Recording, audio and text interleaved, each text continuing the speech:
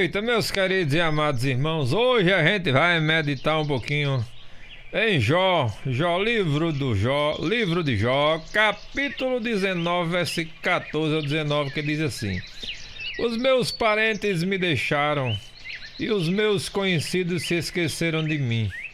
Os meus domésticos e as minhas servas me reputaram como um estranho, e vim a ser um estrangeiro aos seus olhos. Chamei a meu criado e ele não me respondeu, suplicando-lhe eu por minha própria boca. O meu bafo se fez estranho à minha mulher, e eu suplico pelos filhos do meu corpo. Até os rapazes me desprezaram, e levantando-me eu, falam contra mim. Todos os homens do meu secreto conselho me abominam, e até os que eu amava se tornaram contra mim. Meus queridos irmãos, a que ponto chegou esse homem? A que ponto chegou Jó?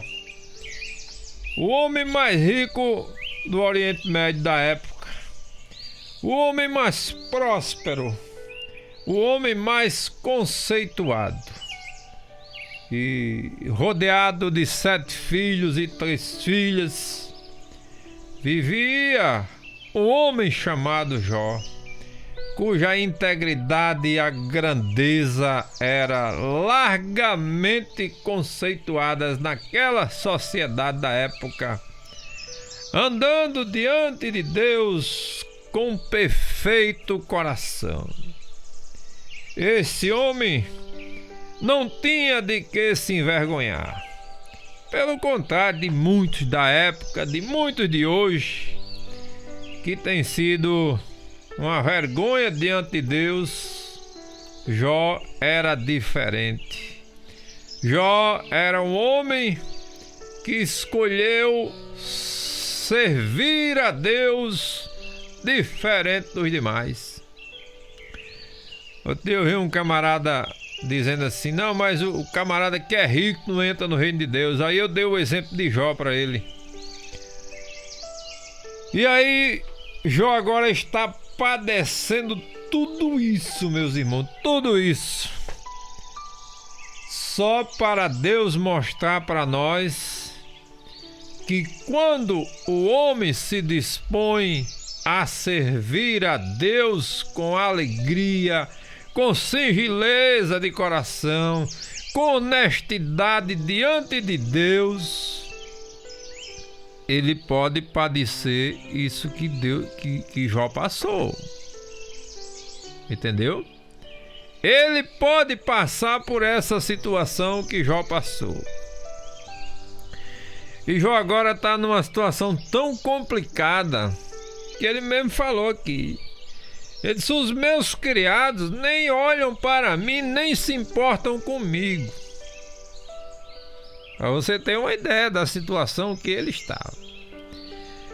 Irmãos, e quando nós estamos passando, eu não sei qual é a sua situação que você está passando nesta noite, mas quando nós estamos passando por situações difíceis,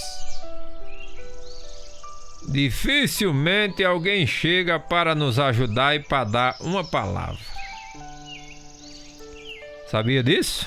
Foi assim com o Jó, aqui a prova. Os amigos dele diziam: Jó, confessa o teu pecado. Que pecado que o camarada não tinha feito coisa nenhuma. E eu fico olhando muitas vezes.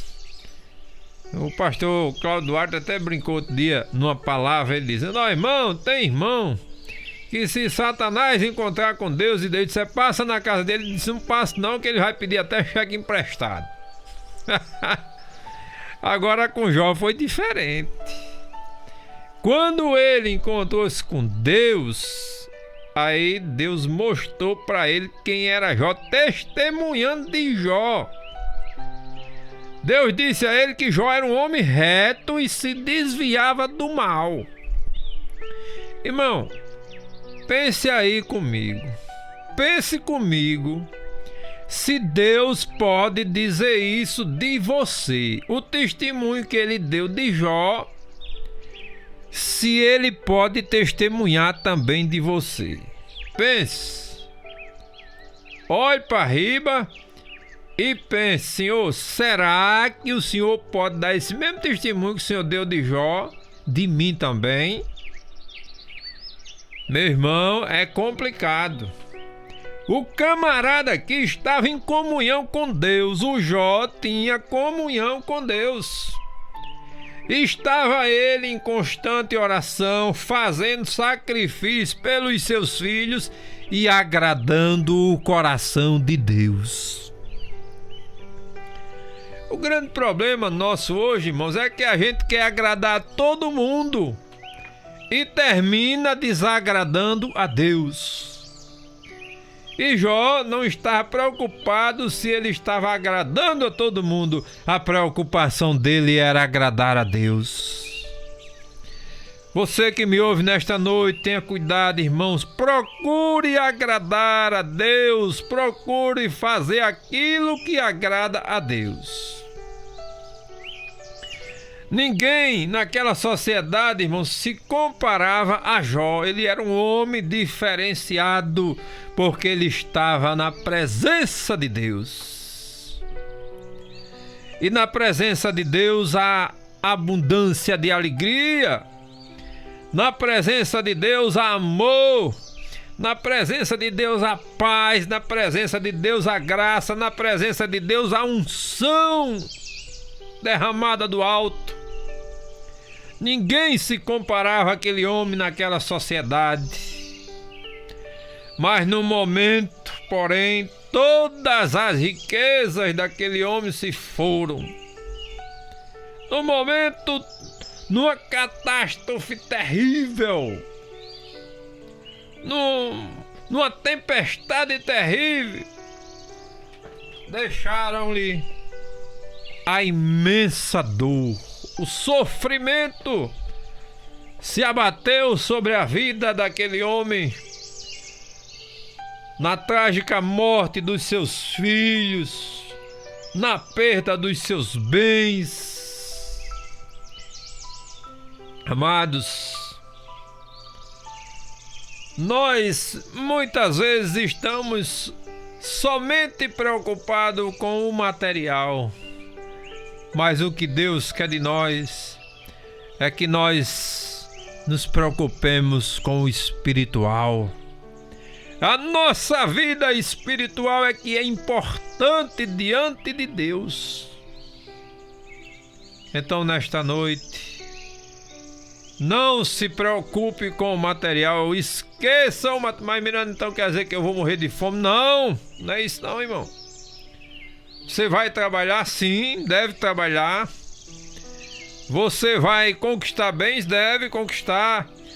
Mas que você não se atenha a isso, não se apegue a isso. Ó, irmão, tem gente que se apega tanto a um bem que quando se acaba ele fica com depressão, irmão. Pelo amor de Deus, tire isso da sua cabeça. Tudo isso aqui passa. Mas nós precisamos prestar conta com Deus, porque lá é onde nós vamos viver a vida eterna. Isso aqui é passageiro, o carro fica, a casa fica, tudo fica, mas a nossa vida vai estar lá diante de Deus, ou para a salvação eterna ou para a condenação eterna.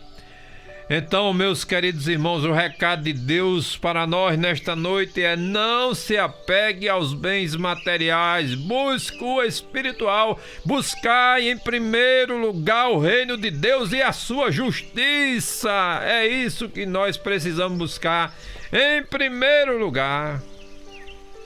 Eis que no momento, irmão, tudo que Jó tinha se escafedeu. Jó tinha tudo isso e se escafedeu tudo no momento. Passou, acabou-se. E agora ele fica vivendo essa trágica situação. Aonde seus amigos o abandonaram. Aonde os domésticos Ele mesmo diz: os domésticos e as minhas servas me reputam como estranho. Os servos, as servas se faziam que não conheciam ele, irmãos. Nós conhecemos as pessoas quando nós estamos passando por situações difíceis, como este homem estava passando neste momento. Até a sua mulher chegou a dizer para ele: amaldiçoa o teu Deus e morre, porque a situação dele era tão grave que nem ela acreditava naquilo que estava vendo. E às vezes, irmão, para nós é muito fácil julgar a mulher de Jó e dizer: ela se coloque na situação dela que você vai ver. Você vendo o seu marido sofrer, a sua mulher sofrer, e você querendo que aquele sofrimento cesse, irmãos. É difícil demais. Jó é admoestado pelos seus amigos. Seus amigos diz para ele: amaldiçoa Deus e morre. Entretanto, irmãos, inabalável na fé, ergue súplicas a Deus. Jó era um sujeito inabalável na fé, nada abalou a sua fé. Ferido e quebrantado, ele ainda exclama e diz assim: eu sei que meu Redentor vive. Ele disse esta palavra: eu sei que meu Redentor vive, e em breve ele se levantará. Ei, o seu Redentor não está morto, Deus não está morto, o seu Redentor vive. Ele vive para sempre.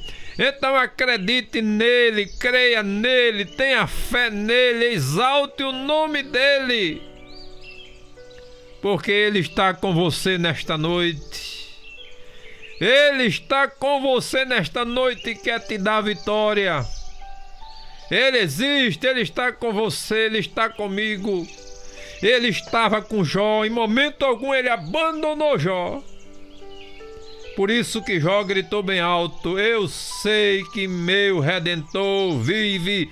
Eu sei que o meu Redentor vive. Você sabe que o seu Redentor vive. Então acabe com as práticas mundanas. Olhe para Deus e diga: Senhor, eu estou aqui, me socorre, porque eu estou precisando de ti. Não deixe de exaltar o nome do Senhor nesta noite, e que Deus nos abençoe em nome de Jesus.